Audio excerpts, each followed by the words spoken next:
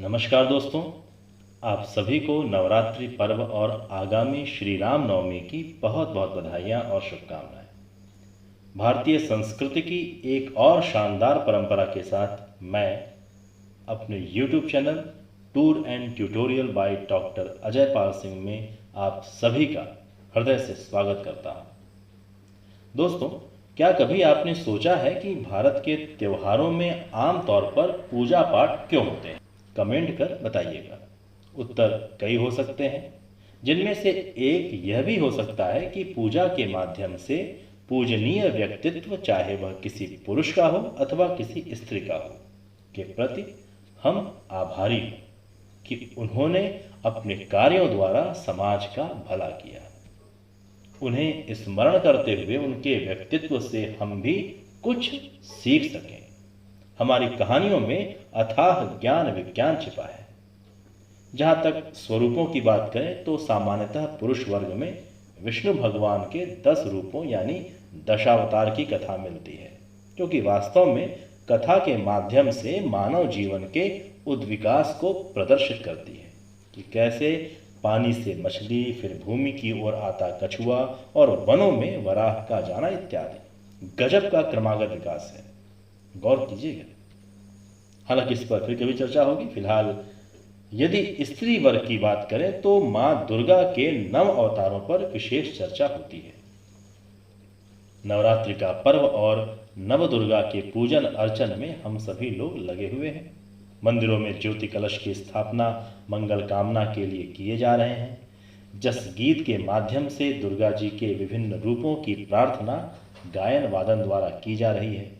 जमारा बोकर घर परिवार के कष्टों समस्याओं के निवारणार्थ माँ दुर्गा से विनती की जा रही है। या देवी सर्वभूतेषु शक्ति रूपेण संस्थिता नमस्तस्यै नमस्तस्यै नमस्तस्यै नमो नमः। मित्रों, प्राचीनतम ग्रंथ ऋग्वेद के देवी सूक्त से शक्ति पूजा की शुरुआत मानी गई है। देवी से जुड़ी एक महत्वपूर्ण चर्चा उनके मातृत्व रूप की भी मिलती है।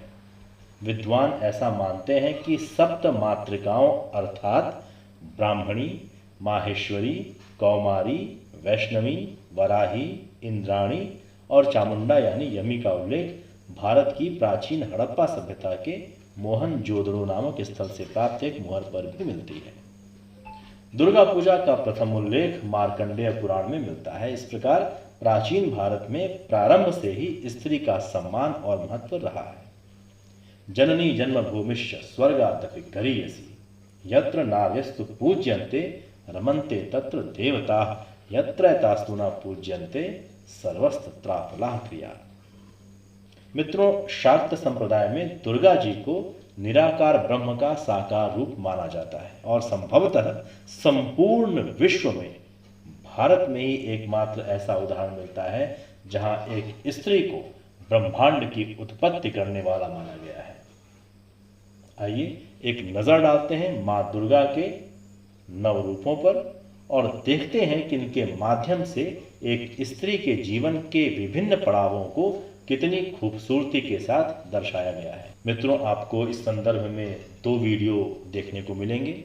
ये पहला वीडियो है जिसमें हम मां दुर्गा के प्रारंभिक 4 अवतारों के विषय में बात करेंगे। अगले वीडियो में हम उनके 5वें अवतार से लेकर 9वें अवतार तक की चर्चा विस्तार से करेंगे।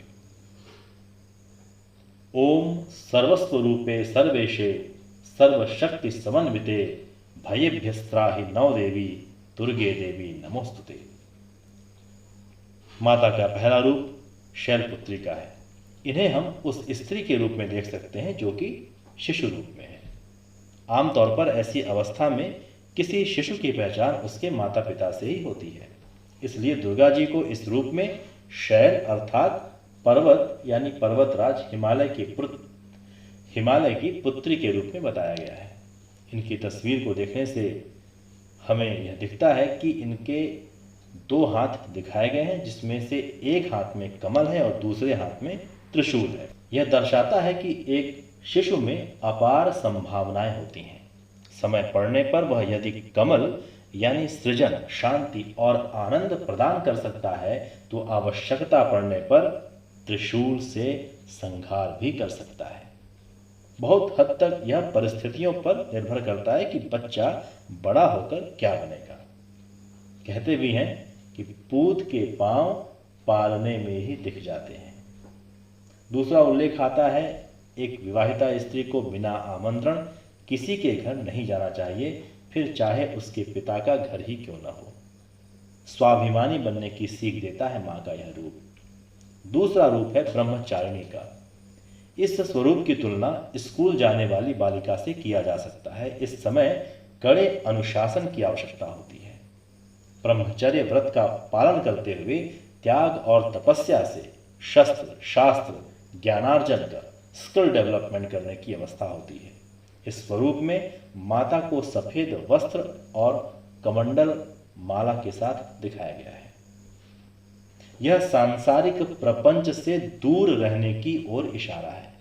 उल्लेख आता है कि इस रूप में मां ने शिव जी को पति स्वरूप में पाने के लिए कठोर तप किया, असहनीय कष्ट सहे, किंतु अपने लक्ष्य से टस से मस न हुई और अंततः शिव जी को पति स्वरूप में पा ही लिया। इस कथा से सीख मिलती है कि यदि लक्ष्य बना लिया और उस लक्ष्य को पाने के लिए अनवरत लगे रहते हैं, चाहे कैसी भी परिस्थिति आ जाए, हम अपने लक्ष्य से अपना प्रयास नहीं हटाते तो असाध्य लक्ष्य भी हमें मिल जाता है। तीसरा रूप चंद्र घंटा का है। इस स्वरूप में माता के 10 हाथ हैं, अर्थात अब एक स्त्री 2 हाथ की जगह 10 हाथ का काम करने में सक्षम हो चुकी है। इस स्वरूप में माता के हाथ में कई तरह के स्किल्स, ढेर सारी खूबियां आ गई हैं।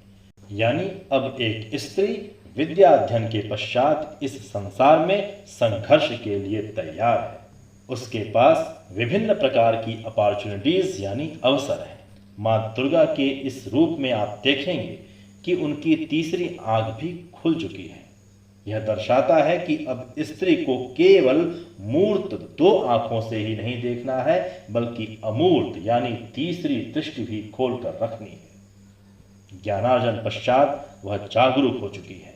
उसके चेहरे पर भोली सी मुस्कान है, किंतु जरूरत पड़ने पर वह दुष्टों के लिए विनाश की घंटी भी है।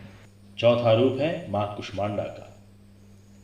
जिस प्रकार एक छोटे से अंडे को जब उचित ऊष्मा मिलती है तो समय आने पर एक नवजीवन का प्राकट्य होता है, उसी प्रकार ऐसा माना जाता है कि इस ब्रह्मांड की रचना एक सूक्ष्म अंडे से हुई, जिसे उचित ऊष्मा के द्वारा माता ने ब्रह्मांड में बदल दिया। माता के इस स्वरूप की तुलना हम एक गर्भवती स्त्री से कर सकते हैं। जैसे माता ब्रह्मांड की रचना कर रही है, उसी प्रकार एक गर्भवती स्त्री नवजीवन की रचना कर रही होती है।